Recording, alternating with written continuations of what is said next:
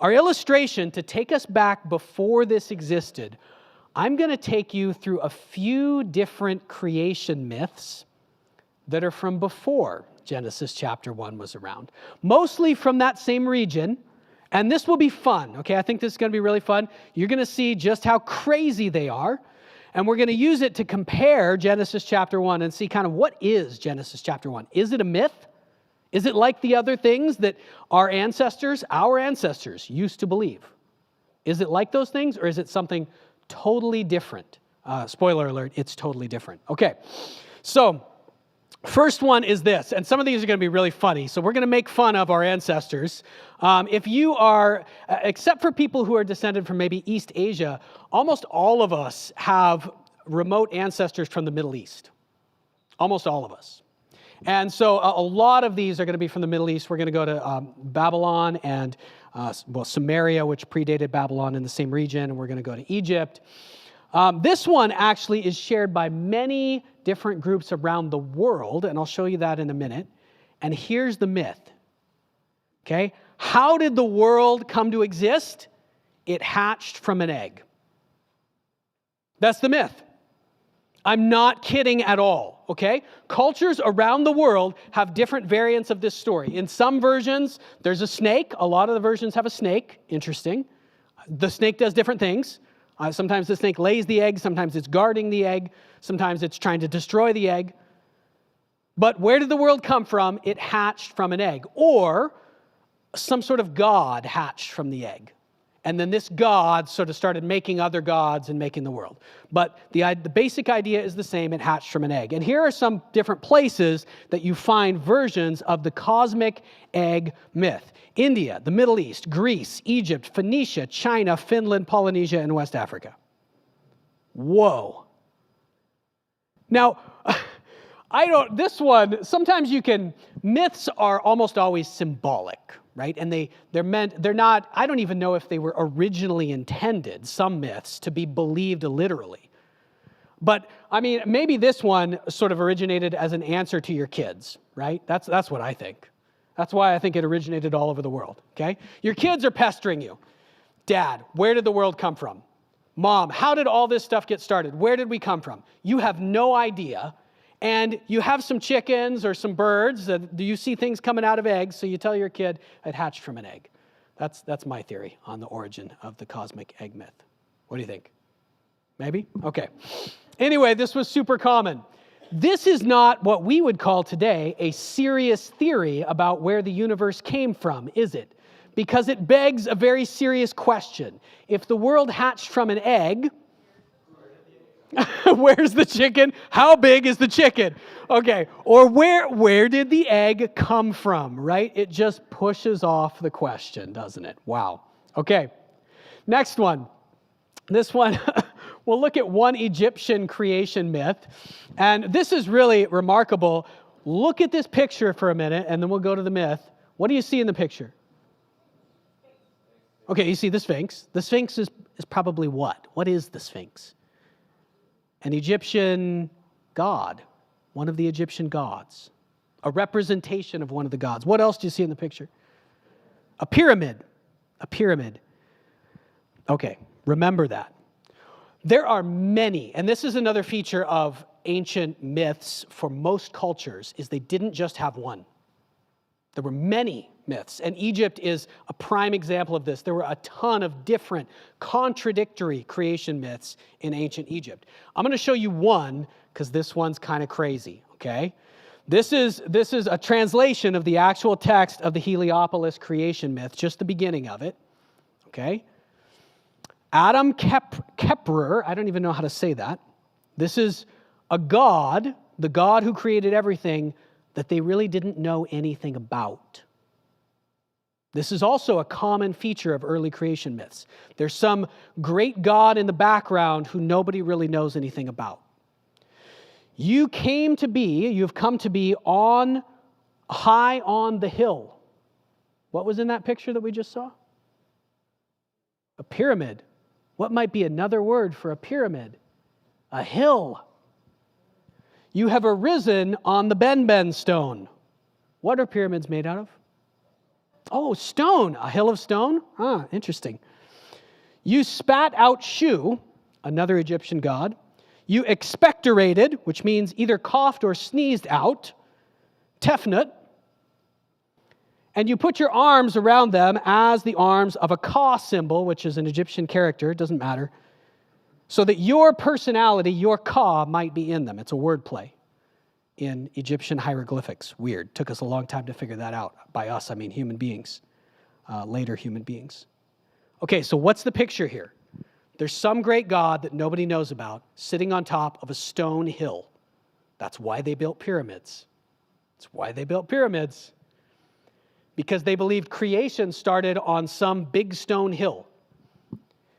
And this god, what he does is, first, they don't know anything about him other than that he spits.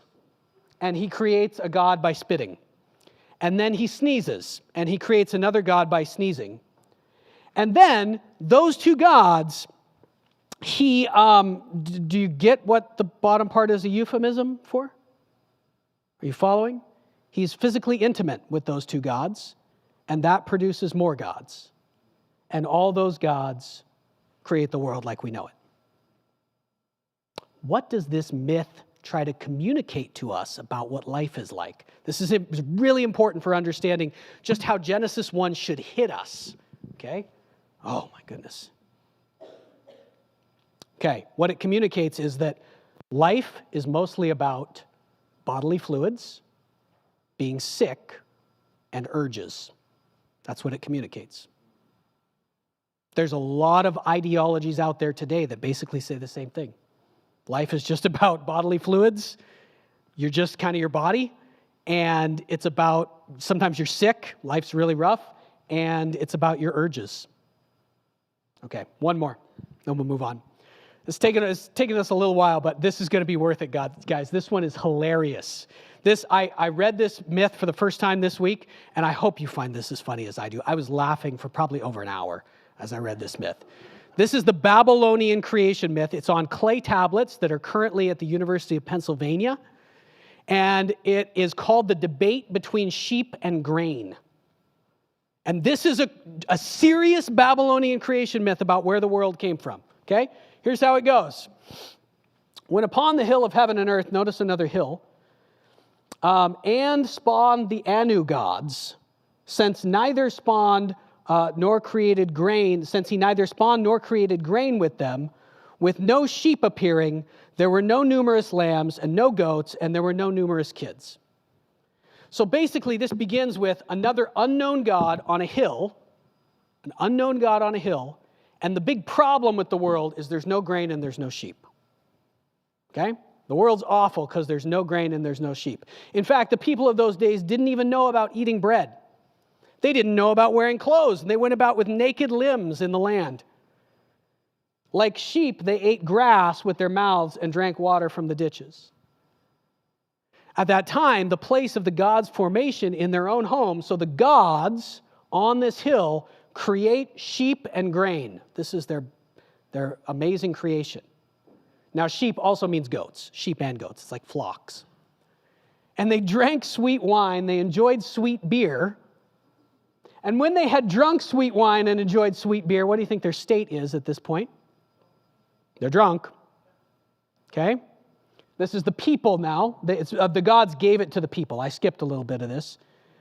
They get drunk. All the people get sweet wine and beer because now they have grain. They can make beer. They all get drunk and they start an argument in the dining hall. This is their creation story. Grain called out to sheep, "Sister, I am your better." Grain is one of their gods. Okay? "I take precedence over you. I'm the best."